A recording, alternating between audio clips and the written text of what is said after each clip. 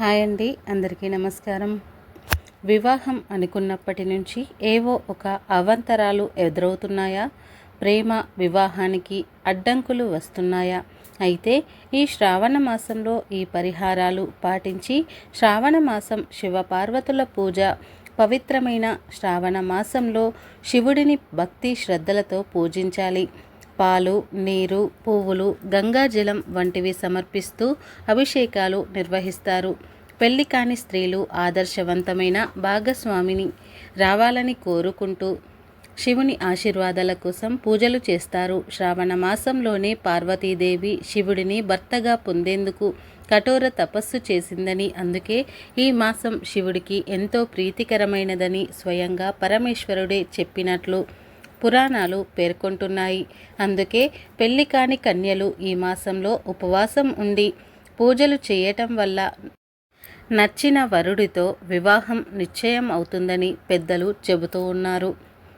తరచూ వివాహంలో ఆటంకాలు ఎదురుకావటం, ప్రేమ వివాహానికి అడ్డంకులు ఎక్కువగా వస్తున్నాయా? అయితే ఈ శ్రావణ మాసంలో వివాహానికి సంబంధించి కొన్ని పరిహారాలు ఉన్నాయి. వాటిని పాటించడం వల్ల వైవాహిక జీవితం బాగుంటుంది. అలాగే వివాహం ఆలస్యం అవుతున్న వాళ్ళు, కోరుకున్న భాగస్వామిని పొందాలనుకునే వాళ్ళు ఈ పరిహారాలు పాటించడం ఉత్తమమైనదిగా పండితులు సూచిస్తున్నారు.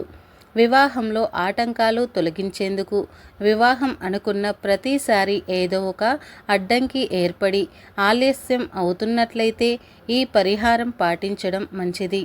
సోమవారం వ్రతం ఆచరించాలి. వరుసగా 16 సోమవారాలు ఉపవాసం పాటించాలి. అలాగే శివలింగానికి పవిత్ర జలాన్ని సమర్పించి శివపార్వతులను పూజించాలి. ఇలా చేయటం వల్ల వివాహం త్వరగా జరుగుతుంది. మీకు తగిన జీవిత భాగస్వామి దొరుకుతాడు. సకాలంలో విజయవంతంగా వివాహం జరుగుతుంది. వివాహంలో అడ్డంకులు అధిగమించేందుకు ఈ సింపుల్ రెమెడీ ఉపయోగపడుతుంది. చిటికెడు పసుపు పొడిని మీ స్నానం చేసే నీటిలో కలపాలి. ఆ నీటితో స్నానం చేయాలి. ఇలా చేయటం వల్ల వివాహ సంబంధిత సమస్యలు పరిష్కారం అవుతాయి. సకాలంలో వివాహానికి మార్గం సుగమం అవుతుంది. అలాగే ప్రతిరోజు నుదుటిపై కుంకుమ లేదా పసుపు తిలకం పూయడం వల్ల సానుకూల శక్తులు ఆకర్షించడంలో, వివాహ ప్రక్రియను సులభతరం చేయటంలో సహాయపడుతుంది. కోరుకున్న వ్యక్తితో పెళ్లి జరుగుతుంది. వివాహంలో అంతరాయాలు ఎదుర్కొన్నట్లయితే మీరు ఆవుకి ఆహారం ఇవ్వడం సులభమైన పరిష్కారం.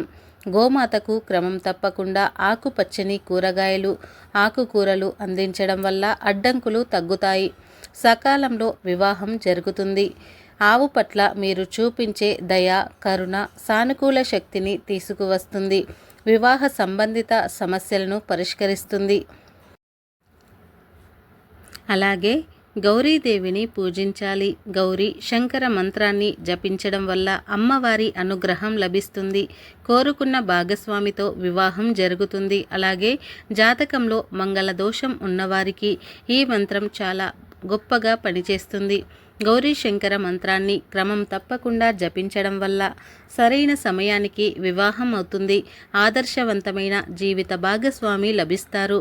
ఫ్రెండ్స్, ఈ వీడియో నచ్చితే లైక్ చేసి షేర్ చేయండి. అలాగే కామెంట్ బాక్స్లో ఓం నమః శివాయ అని తప్పకుండా కామెంట్ చేయండి. ఈ వీడియో పూర్తిగా చూసినందుకు ధన్యవాదాలు.